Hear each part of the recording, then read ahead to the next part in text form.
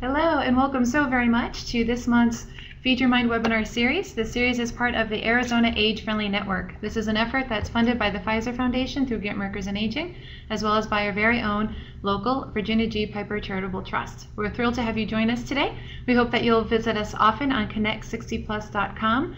Please visit this website for information about future webinars, as well as to access archived and recorded versions of previous webinars. Please join us on Friday, May 1st at noon, that is Mountain Standard Time, for a presentation by Duet and Foothills Care and Corps. They will be joining us to share with us their great work in serving older adults and volunteers through neighbors. On June 5th, please join us for a presentation about the trail system in Wickenburg, Arizona. It's a fantastic trail system that's very much supported by volunteers, made possible through a widespread community effort. So thank you so very much for joining us today. We hope that you will continue to join us for future webinars. And in terms of our topic for today, I will actually be the speaker. I'm not generally the speaker, but I'm happy to join you today as a speaker on engaging experienced older adults in the greater Phoenix economy. Also joining me today will be Laura. She is MAG's economist, and she helped out on the study as well. So thank you so very much, and we are excited about the session today. If you do have any questions or ideas, comments, anything like that, please do submit those in the chat function, which is in the lower right-hand corner of your screen. If you have any technical difficulties and need to get a hold of us by phone, please do call us at MAG's main line at 602-254-6300. We hope that today will be a dialogue and that you'll be participating very fully in today's discussion, and we're thrilled to have you with us.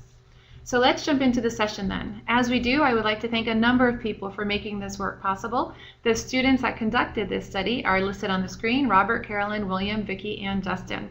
They are students for the Thunderbird School of Global Management and part of their consultant practicum project.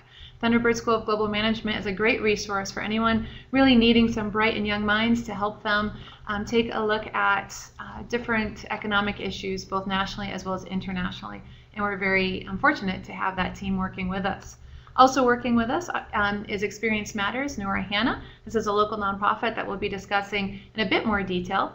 And they were really instrumental in connecting us with some really amazing older adults who are very much involved and very much engaged in our communities as well as our economy. I'd also like to thank Arizona State University for their assistance with pushing out the survey. Thunderbird School of Global Management did so as well, and together we're able to achieve a fairly good response rate in a very limited time. To that point as well, I would also like to thank Mayor Wolcott. She's the mayor of the city of Surprise, for helping us a lot with getting the survey out to older adults. ASU and Thunderbird assisted with getting the survey in front of the students. Mayor Wolcott was very instrumental in helping us get the word out to older adults, and so thanks so much to her. Also thanks to eProf. This is an agency out of New York City that works with older adults to become better entrepreneurs. They'll actually be coming out to our conference on May 6th. More on that to come shortly. And they were also very helpful in helping us frame the work for this study and in providing some technical assistance throughout. The Atlanta Regional Commission also is undertaking a similar effort, and we're able to speak with their economists and talk about how we might be able to leverage each other. So thanks to the Atlanta Regional Commission. And finally, the Society of Human Resource Managers was also very, very helpful in helping us convene a focus group with HR professionals who had some great feedback about the work underway. So as you can see, this effort was really a village kind of undertaking. There's a lot of people helping out, and we're thankful to all of those. And also so thankful to you for your interest in today's topic, and hopefully for your ideas as well in terms of how to carry this work forward. Again, if you have questions, ideas, anything like that, please do let us know in that chat function. Just go ahead, type it in, and we'll be sure to answer your questions as they arise. I'll be talking initially in the presentation, and Laura will jump in as well. She's got a great background as an economist and really brings a lot of expertise to the table. So in terms of the what are we talking about today? Well, the what is looking at how do older adults contribute to the economy through the workforce, and how can we help them to facilitate a knowledge transfer from them to younger generations just coming into the workforce. Sometimes we'll hear from businesses that they're not able to find the talent that they need here, but I think they might just be looking in the wrong place sometimes. If we look to our older adult population who may be retired fully or even partially, there's a tremendous amount of talent there, and it's really to our detriment if we don't better leverage that talent and be more inclusive about them participating for longer as they want to in our economy, and particularly through our workforce. And so if they can help to train up the next generation, then the businesses benefit because they have the talent that they need. The younger generation benefits because they have the jobs that they want, and we all benefit by having a thriving economy. The how. How did we do this work? Well, we worked with the Thunderbird School of Global Management as well as all the other partners that I just mentioned. And together we conducted focus groups, surveys, we did a literature review, and also had a great advisory group of some really talented leaders from throughout the region. And so together we're able to pull this information together. It was just completed in December of 2014, so it's still very current and I believe very relevant. And the why. Why are we doing this work? Well, you know, this never was more real to me than when I was at an event and I've been speaking, and after I was finished with my presentation, a woman came up to me, and she was, I'm guessing, maybe 60s or 70s, and she said that she absolutely felt invisible after she retired. And she was an art teacher, and she very much still wanted to teach and to be involved, and just not maybe on a full-time basis the way that she had before. And she said that she was so dismayed because she felt invisible and no one would give her a chance anymore. And that because she had left the workforce, it was as though she was cut off entirely. And we're leaving resources on the table. And the resources are the older adults with a tremendous amount of talent that we have right here in our region. And if we can better access that talent, then we're not only helping the economy, but we're also helping the individuals who don't want to step out of our community altogether or out of our economy. And in fact, they still have a tremendous amount to contribute and can contribute, particularly if we partner with them to make some of these opportunities available. So it's very important work. I think some of our resources, some of our approaches right now could be misunderstood and underappreciated. And we very much need to embrace the breadth of talent in our region if we're going to move forward together as a strong region. And so then, leading into our presentation, which I'd love to be able to do if I could forward the next slide. Rachel, if you're there, if you could have Craig please come down to assist, that would be wonderful. One of the things that we're looking at here is a tremendous opportunity that's available right now in our region. Right now in our region, we have more than 463,000 people age 65 plus, and they're here. And in many cases, they're very much wanting to be involved, wanting to contribute, but they aren't always finding those opportunities. And this is really untapped.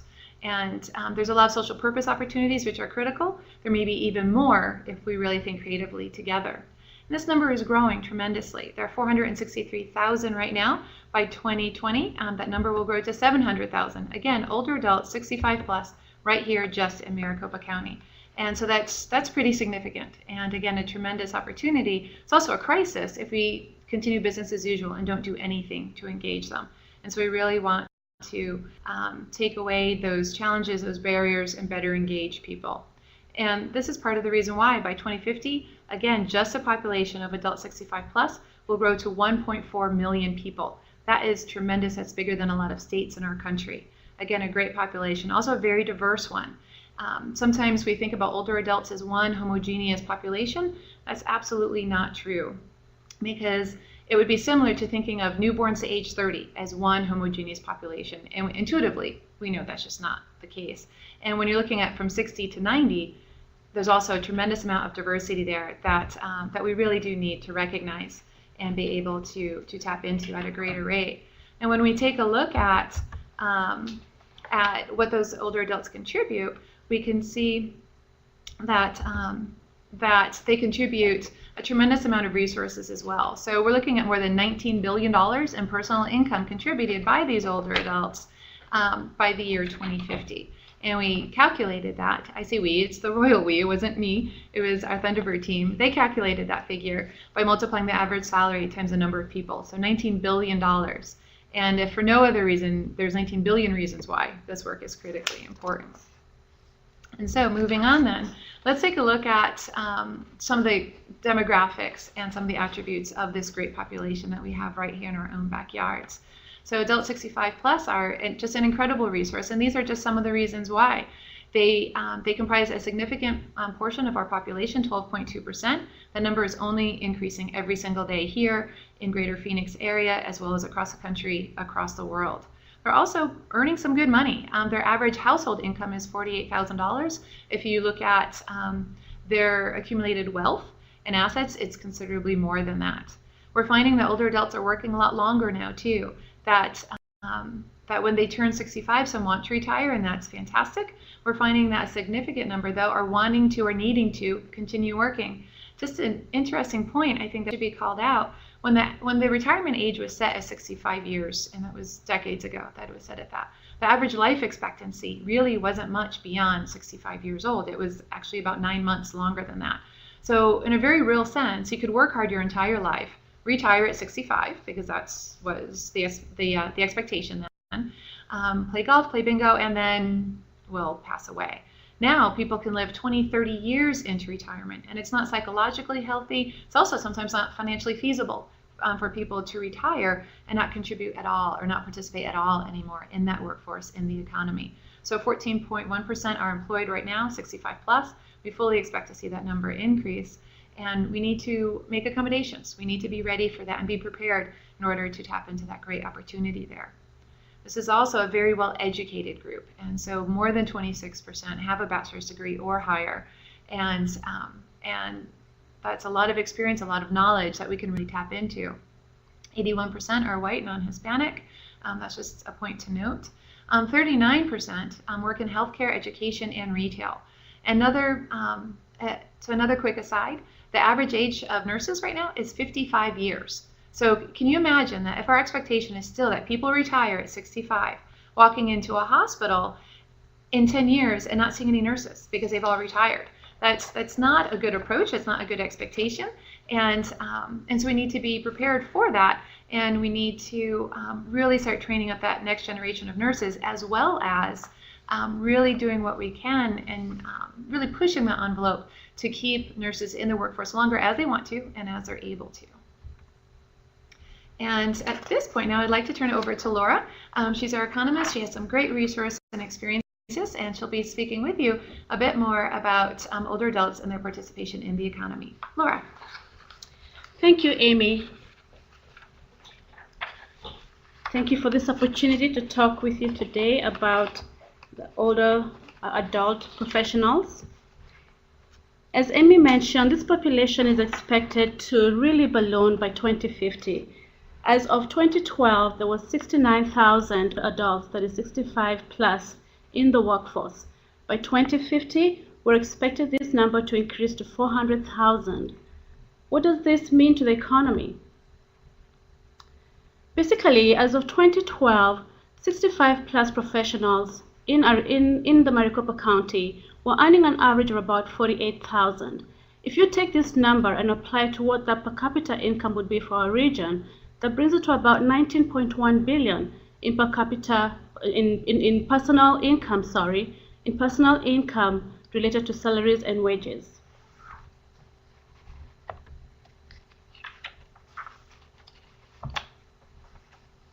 What does this mean to our region today? As of today, 65 plus professionals in the workforce contribute about 4.81 billion in the economy. If you break this down to the workforce that is actually in the STEM industry sectors, that is the science, technology, engineering, and mathematics sectors, this boils down to about a 1.7 billion in economic contribution. Looking at just the top 3 sectors in our region, this is another 1.7 billion in the economy. It is estimated by the Bureau of Labor Statistics that about 49% of this population is going to be retiring in the next few years, that is 2 to 5 years.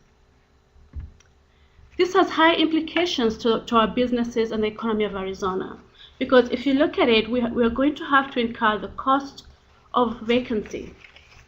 What does this mean? Cost of vacancy is the loss of revenue incurred by revenue-generating organizations due to a vacancy occurring in a position.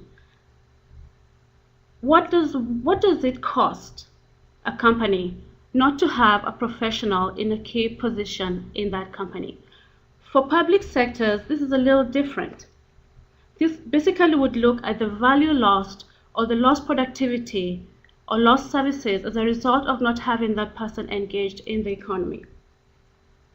Cost of vacancy for public organizations is the dollar amount associated with a reduction in the production of vacancy positions.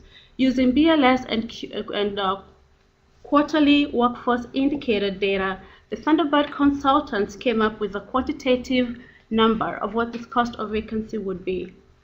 Looking at just STEM industries, which includes not just the IT and manufacturing sectors as well, the cost of vacancy was about 806 million, and that is from 2012 to 2015. For the top three industries, this cost was about close to $1 million, and for the whole economy, it would boil down to 2.5 billion. The calculation was put together using the average salary an organization would be losing as a result of that particular employee not being in that position. I will now hand the presentation to Amy. Thank you. Gives new meaning to the sense of musical chairs, right? So, as we're looking at Experience Matters, for those of you who are not aware, Experience Matters is one of the Encore affiliates. Encore is a national agency led by Mark Friedman, and their sole goal really is to connect people with social purpose opportunities. So older adults, again, with tremendous experience, great networks, great expertise, and connecting them particularly with local governments, more so nonprofits. And they do so through a number of different programs. Our own local affiliate through Experience Matters was helped to form by the Virginia G. Piper Charitable Trust and is now led by Nora Hanna, who's just a wonderful force of nature. If you haven't had a chance to meet her, please do reach out to Experience Matters. They run great programs. And with Experience Matters, they helped us, particularly in this study, to help us connect with people who had perhaps turned 65, had retired, and said, you know, I want more. I want to be able to contribute, to give back. I want to leave a legacy, and I want to be able to share what I have right now. And these Encore workers, as they're called, or Encore Fellows, are in various positions throughout the region, and much more meaningful positions, very high-level kind of strategic positions in local governments, nonprofits, again, throughout Maricopa County, and through other affiliates really throughout the country. And so we talked to them about this study, and they helped us to connect with a group of Encore Fellows. They were one of the focus groups. That was extremely helpful. And we also took a look at what is the value that older adults bring to these relationships with the nonprofit agencies. They're able to determine that it's at least $30,000 per match, and if not more, depending on the kind of work that's offered.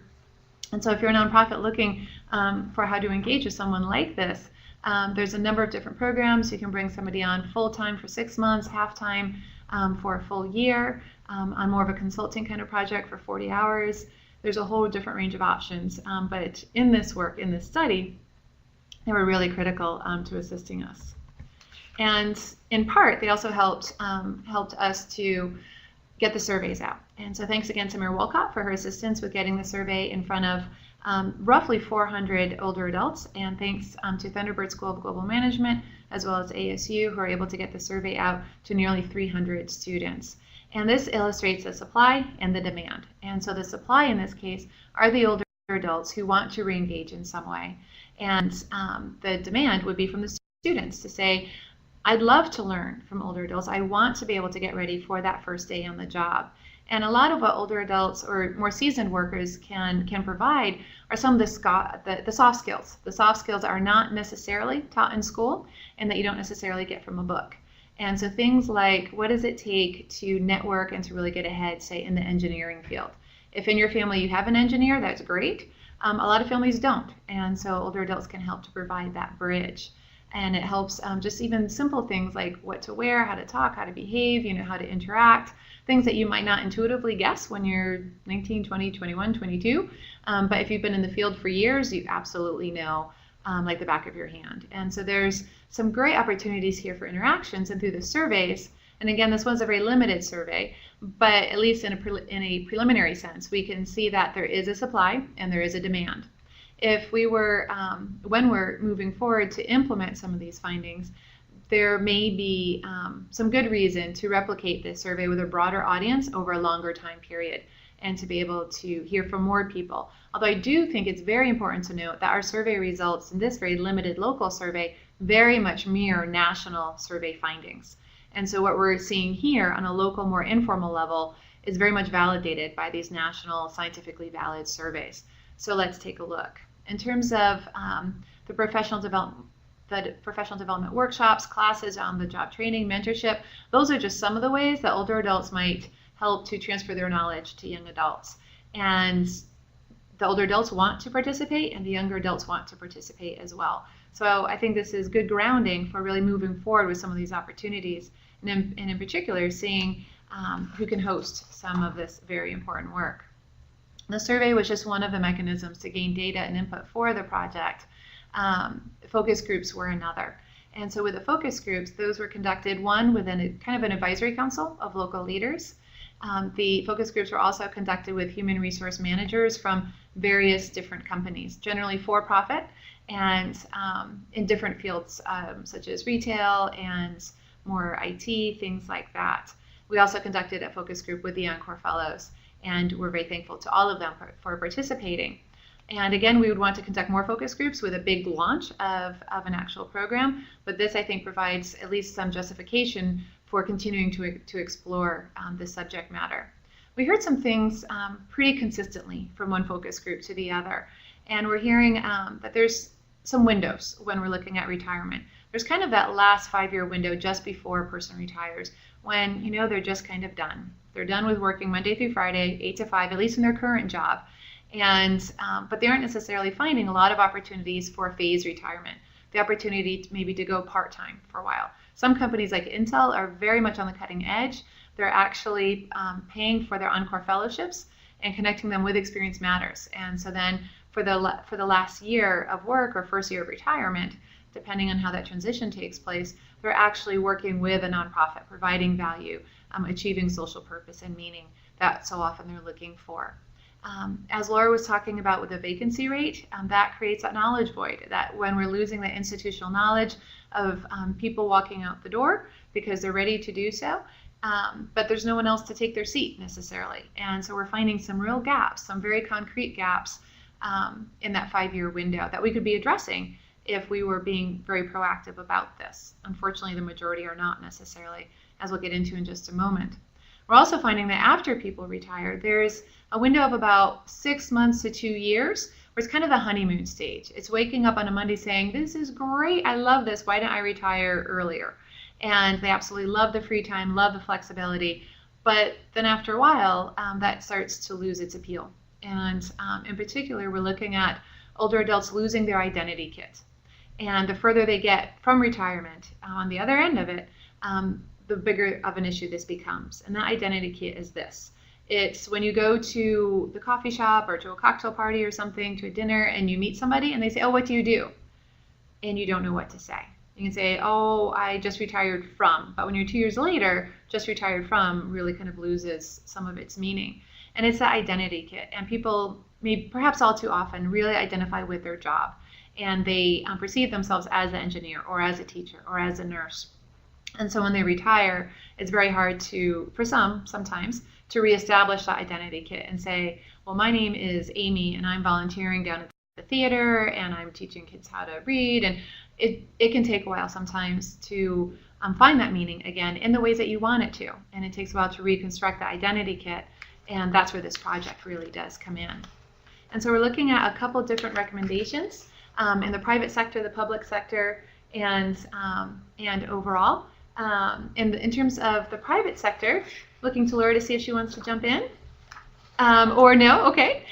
In terms of the private sector, what we're really looking at and encouraging everyone to do is to conduct that workforce analysis. And unfortunately, only about, actually less than a third of people have conducted that very important workforce analysis to determine a few things. One, to determine what are people's plans? When do they want to retire? When do they intend to kind of walk out the door? And once they walk out the door, what does that mean? Would they like to come back on kind of a consulting basis? I know at MAG, we frequently have associates. That's kind of our term for consultants in this capacity. And we have associates who may have retired and they want to be able to take a cruise for a month or two, but then still come back and work when they're here or even from the cruise. And so they really want that flexibility and they bring a lot to the table. In some areas, they have expertise that literally no one else does. And so it's really critical to provide those meaningful opportunities for them to re-engage. But you have to be intentional about that and aware of that and really and very purposefully create those opportunities. But you don't know that that could be an option if you don't conduct that workforce analysis. So that analysis is truly critical. and we encourage everyone to take a look at it to determine when people intend to leave, if it's full-time, part-time, gone, or if they might be able to be brought back on a limited basis according to their time that they have available and to their preferences.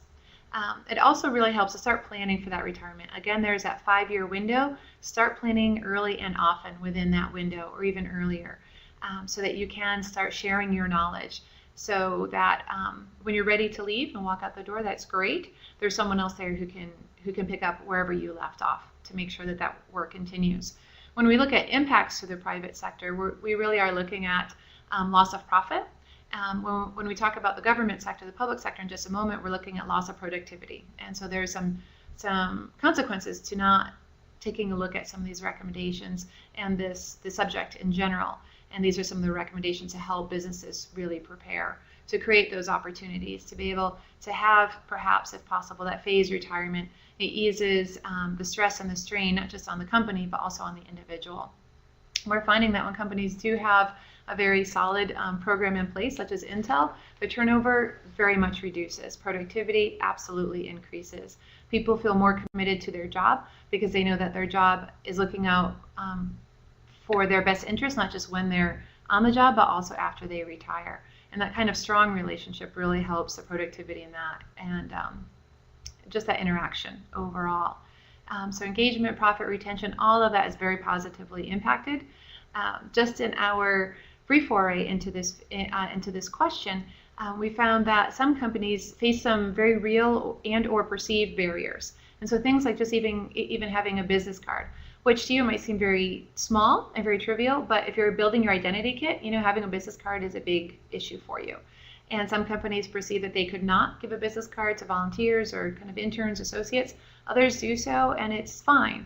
And so it's really important to take a look at the labor laws and your own policies and regulations and determine what is a perceived barrier and what is an actual barrier, and how do we mitigate both of those. Unfortunately, we're also finding a tremendous amount of discrimination, and people who are very qualified are seen as overqualified. And it was interesting in the focus group with the HR professionals, because one said, oh, we really try and recruit the young fresh minds, which there's some issues there too. But then the other was saying, our best employees are the older adults, because they stick with us and they aren't necessarily looking to be promoted very quickly. They're wanting to come in, do what they do, and enjoy it, and then go home. And so these two people had very different experiences, but people's experiences on an individual basis can at times, for better or for worse, really turn into company policies or company cultures. And so that age discrimination, unfortunately, is alive and well in our region, and needs to be addressed really by the private sector as well as throughout. So for public sector then, like I said, when we don't have people in the seats and when we aren't really looking at this, we don't necessarily see a loss of revenue or profit, but we do definitely see a loss in productivity. And so we're not able to fulfill our jobs and our commitment to our communities if we aren't on top of this. And so for the public sector, our Thunderbird students really looked at the issue of incubators. And so they really wanted to see more regional coordination, because there are some great incubators. I think there's more than 30 across the region right now, but they're not necessarily coordinated on a regional basis. And they are not always focused on how to engage older adults and how do we connect them with younger adults or with youth. And so if we did have that more intentional focus and that coordination, how much more could we achieve? And so the Thunderbird students proposed that if you took the same benefit that the Experience Matters Encore Fellows achieved with the $30,000 per placement, and you took the 88 people from our survey who said, please, I really want to help mentor startup companies and I want to help young entrepreneurs, and they had calculated that you could see a benefit of $2.7 million just for those 88 people who, at this point, without any kind of marketing, public awareness, education, said, yes, pick me. I'd love to work with young people wanting to go into this field. And so I think this is ripe for opportunity. And if we can get beyond kind of the barriers, organizing, the promoting, the funding, then we can achieve some real results, both for the economy, for the businesses, and as well as for the people, younger and kind of on up through the spectrum there. And then moving ahead with the education sector, this is our last area of recommendations.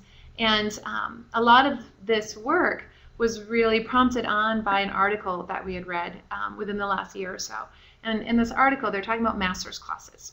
And it was a new program that was starting up, and they would bring in people who had retired, again, lots of experience, lots of knowledge, lots of expertise, and they would have them come into a cohort of younger students. And it was around a particular discipline, so engineering, teaching, art, whatever it was. And the students really would kind of drive the class. So it was kind of a flipped relationship. Many times a teacher will drive the class and develop the curriculum and set what topics will be covered. But in this case, the students identified and said, we really need this if we're going to succeed on the job. So very critical areas for them. And then the older adult could respond and say, well, this is what I did, and this is what I've seen, and this is what I would recommend. And so the master's classes help the students, also very much help the older adult, because it helped them to build the identity kit, help them to find that social purpose, that meaning, that reason to get up in the morning. And you don't even necessarily have to pay people to do this, so it can be very cost efficient to be able to implement, but very impactful. And so this is an area where we might really be able to make a difference with some limited resources, and really better leveraging the resources that we have around the table. So again, organizing, promoting, that could be an issue, but I think the benefits far outweigh any of the costs in this. And it could be very, very much very sustainable for the long term, particularly as we have this growing population of older adults who have tremendous expertise. And if we can plug them in the right ways, in the ways that they want, then we can do some real good here. So these are some of the next steps that we're taking a look at. In terms of the private company, the private sector, it's really encouraging those workforce analyses, encouraging companies to take a very thoughtful look. And the bigger companies are doing this right now. Sometimes the smaller companies don't have the capacity. And if that's the case, then maybe we can achieve some economies of scale by kind of grouping companies and by building kind of a peer-to-peer network of support there. The public sector, it's really looking at those incubator programs, whether that's one regional event, something that's already underway, or something that could be initiated, and also looking at how do we really make older adults and that partnership with the younger adults, because that learning, that communication can absolutely go two ways. And so how do we promote those relationships through some kind of regional coordination? And then with the education sector, it's really looking at how do we enhance that knowledge network? How do we provide these opportunities for people of all ages to really plug in, to be able to come together and be able to make that good change happen? And it's really all about creating that access, and it's supporting those individual lifestyle choices. So none of this work is about older adults have to work longer. It's if they do want to work longer, and if they do want to be engaged longer, how do we accommodate that? How do we support those individual lifestyle choices within our community? And how do we achieve benefit for people of all ages throughout? I would like to make you aware of a conference that's coming up just on May 6th. It will be held in Scottsdale. This is an effort, again, that's sponsored by the Virginia G. Piper Charitable Trust, Grantmakers in Aging, and the Pfizer Foundation, as well as through the City of Phoenix. And so we're very excited. This is a joint undertaking between our Arizona Age Friendly Network and our MAG, Maricopa Association of Governments Transportation Ambassador Program.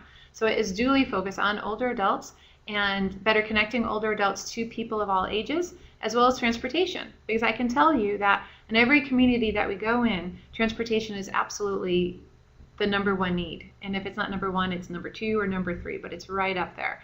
And closely related to that is social isolation. So if you have transportation, then chances are you're probably not as isolated. And so we're always looking at how can we marry these two issues of aging and transportation, and how can we move forward together and arrive at a better destination. We will have a couple different opportunities at the conference, and it is free, so this is open to absolutely everyone. Please go ahead and register on connect60plus.com. Our conference information is right on that homepage. We will have a few different opportunities at the conference to delve into this topic a bit more deeply. We'll have EPROV there. Again, that's a national agency that I talked about before that's based in New York City. Elizabeth is actually flying out to be with us, and she'll be presenting on how to better engage older adults as entrepreneurs, and how can older adults be more successful as entrepreneurs. And again, that's not just good for the older adult, it's good for our whole economy as well. I'll also be delivering this presentation at the workshop, and really in particular looking at how do we navigate those intergenerational relationships in the workplace. And so what does it take for older adults to work well with younger adults? And most often it's not an issue, but how do we better leverage those relationships and really position people for success in the workplace? The other workshops that we'll be offering are in 4 main tracks. We will have 12 workshops within these tracks, and those will focus on transportation, data and technology, communities in action, and again, intergenerational programming. There is something for everyone in this.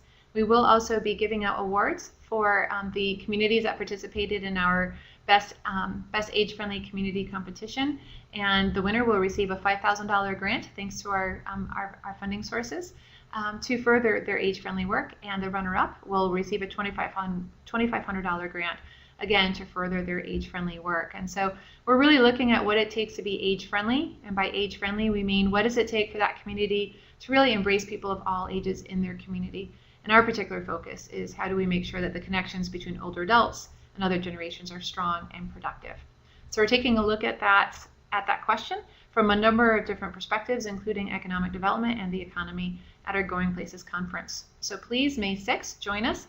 It's all day and it's free. So we hope that you'll tell your friends and neighbors and coworkers about this as well. If you are interested in more information or registering, please do visit www.connect60plus.com, and that information is right on the home page. And so that concludes our formal presentation. We'd love to have your comments, your questions. If you have anything for Laura, she is here, and skilled economist, and she can take your questions as well. And otherwise, we'd love to have you check our Connect 60 website for more information in the future about our other webinars, as well as our recordings of previous webinars. This, the Feed Your Mind webinar series is held on the first Friday of each month at noon Mountain Standard Time. Arizona does not change our time like the rest of the country, so always be sure to double check the time if you're participating from outside the state, and we'd love to have you participate more. So are there any questions, any ideas that anyone has? We'll take just a moment to let people type. Okay, I'm not seeing any. Thank you so much for joining us today. That does conclude our presentation. And please again visit us often at connect60plus.com. We will have our next webinar then on in May, and that will focus on Duet and Foothills Caring Corps. And in June we'll be focusing on the trail system. And Janine and Kathy, thanks so much. I'm so glad that you're able to join us. Shirley, thank you. We're just thrilled that everyone was able to join us today. It's just really exciting to be able to undertake the work and then to be able to share the work. And all of this is really very much a community effort that's overseen by multidisciplinary, talented partners from throughout the state through our leadership team. So thank you everyone for participating, and we hope to see you next month. Thank you, take care, have a wonderful weekend.